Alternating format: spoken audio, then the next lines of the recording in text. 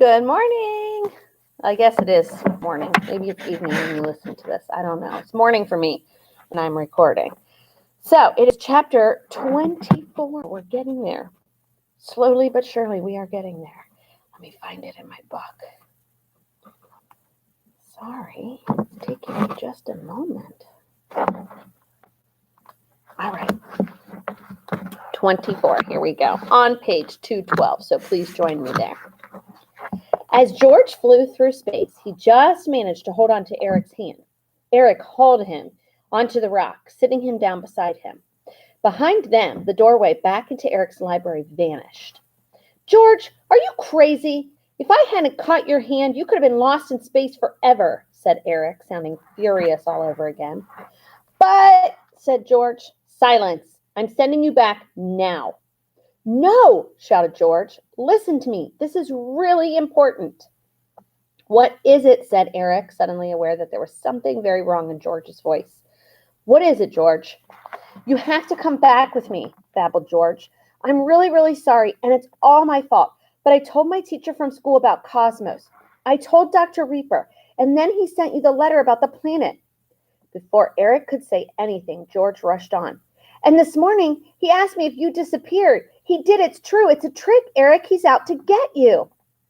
Reaper? Reaper? I see, said Eric. So the letter is from Graham. He found me again.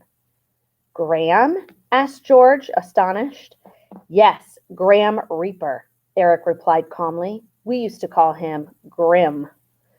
You know him? George gasped with shock underneath his space helmet. Yes, I do. A long, long time ago, we used to work together, but we had an argument that led to an awful accident.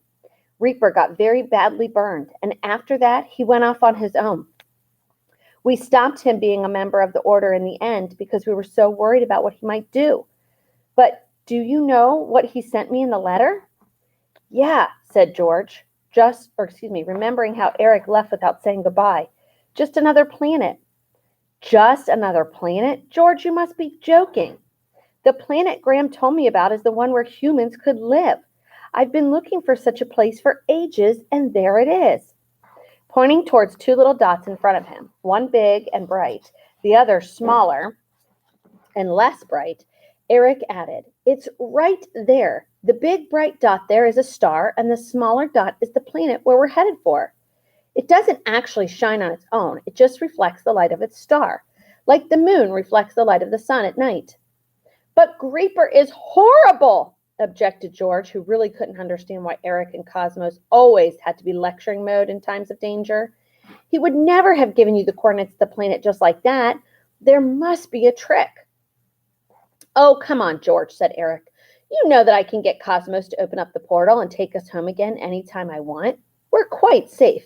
It's true that your teacher and I had our differences in the past, but I expect he's decided to put it behind him and join in the efforts we're making to explore and understand the universe.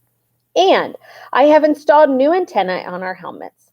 We can now communicate with Cosmos even if they get damaged. Well, why didn't you ask Cosmos to just send you there directly? Let's do just that. Let's get back to your library. Aha, said Eric. We can't do that.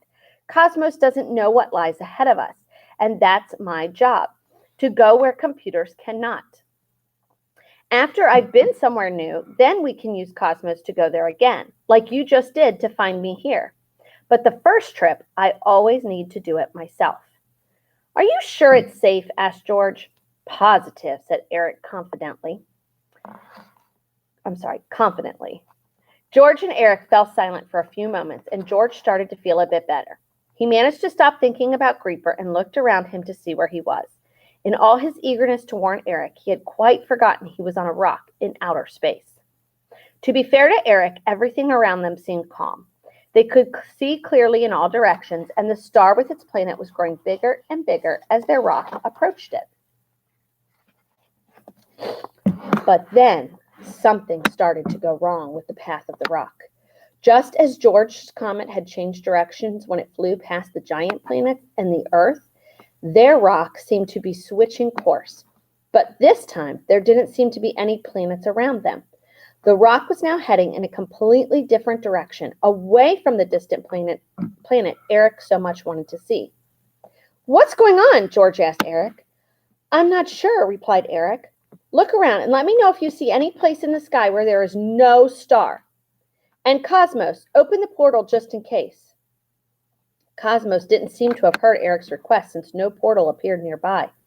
George and Eric looked in the direction the rock was headed.